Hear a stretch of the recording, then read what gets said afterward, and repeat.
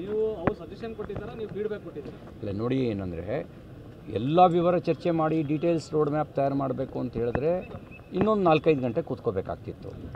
ಅದಕ್ಕಾಗಿ ಈಗ ಅವರೊಂದಷ್ಟು ಸ್ಥೂಲವಾಗಿ ಸೂಕ್ಷ್ಮವಾಗಿ ಹೇಳಿರೋದನ್ನು ನಾವು ಸ್ಥೂಲವಾಗಿ ಎಕ್ಸಿಕ್ಯೂಟ್ ಮಾಡ್ತೀವಿ. ನೋಡು, ಅಜೆಂಡಾ ಸೆಟ್ ಆಗಿದೆ, ಟಾರ್ಗೆಟು ಸೆಟ್ ಆಗಿದೆ. ಟಾರ್ಗೆಟು 28 ಔಟ್ ಆಫ್ 28 ಟಾರ್ಗೆಟು, 28ಕ್ಕೆ 28 ಸ್ಥಾನ ಗೆಲ್ಲೋದು ಟಾರ್ಗೆಟು. ಅಜೆಂಡಾ ಅವರ ವೈಫಲ್ಯಗಳನ್ನು ಬಯಲಿಗೆಳೆಯೋದು. ಇವತ್ತು ಖಜಾನೆ ಖಾಲಿಯಾಗಿದೆ. ಹಾಗಾಗಿಯೇ ವಿಷಯಾಂತರ ಮಾಡೋದಕ್ಕೆ ಸಿದ್ದರಾಮಯ್ಯನವರು ಮಾನ್ಯ ಮುಖ್ಯಮಂತ್ರಿಗಳು ವಿಫಲರಾಗಿದ್ದಾರೆ. ಕಾಂಪಿಟೇಷನ್ ನಡೆದಿದೆ. ಯಾರು ಹೆಚ್ಚು ಲೂಟಿ ಹೊಡೆಯೋದು ಅನ್ನೋದು CM DCM ನಡುವೆ ಕಾಂಪಿಟೇಷನ್ ನಡೆದಿದೆ. ಇದುವರೆಗೂ ಮುಖ್ಯಮಂತ್ರಿ ಸಿದ್ದರಾಮಯ್ಯನವರು ಈ ಹಿಂದಿನ ಅವರ ಟ್ರ್ಯಾಕ್ ರೆಕಾರ್ಡ್ ತೆಗೆದು ನೋಡಿದಾಗ ಜನ ಅನ್ಕೊಳ್ತಾರೋ ಅಂತ ಕೆಲವೊಮ್ಮೆ ಜನರಿಗೆ ಹೆದರುತ್ತಿದ್ದರು.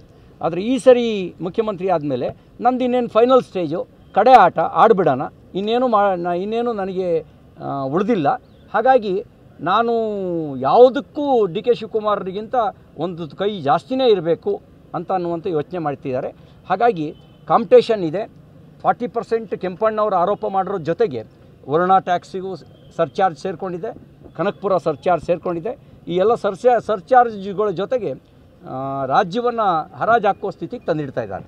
ಕಳೆದ ವಿಧಾನಸಭಾ ಚುನಾವಣೆಯಲ್ಲಿ ಹಾಲಿ ಶಾಸಕರುಗಳಿಗೆ ಟಿಕೆಟ್ ಮಿಸ್ ಆದಂತೆ ಈ ಬಾರಿ ಹಾಲಿ ಸಂಸದರಿಗೆ ಬದಲಾವಣೆ ಆಗ್ತಕ್ಕಂಥದ್ದು ಯಾರ್ಯಾರ ಹಣೆಯಲ್ಲಿ ಏನೇನು ಬರೆದಿದೆಯೋ ಗೊತ್ತಿಲ್ಲ.